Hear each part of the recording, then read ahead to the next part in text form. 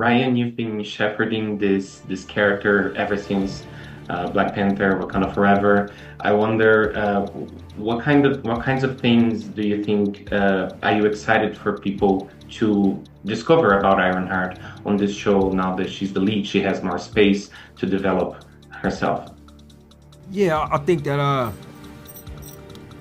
in many ways she's a completely unique character, but she also is has that comic book element to her where she's a product of her environment. You know, you can't have a Spider-Man story without New York.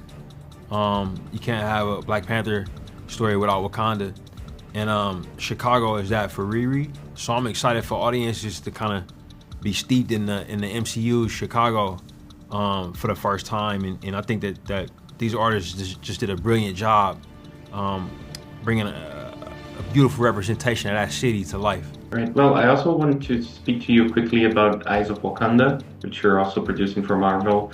What was the motor behind that project for you, and what kinds of connections to the MCU can fans expect? Yeah, I'll answer it backwards. Like it's some brilliant connections to the MCU for sure. We exploring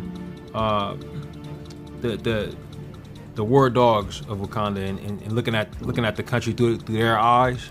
You know, it's a show about them, and the genesis of it was from a filmmaker that I've been working with named Todd Harris. I've been working with Todd for a long time. Incredible storyboard artist and animator, and he had this idea that I first heard about when I was working with Todd on the first Black Panther, and it's a brilliant show, man. Like, I'm really excited for audiences to get to Chicago through Riri's eyes and Ironheart, and a few months after that, we'll take them back to Wakanda through the eyes of these war dogs.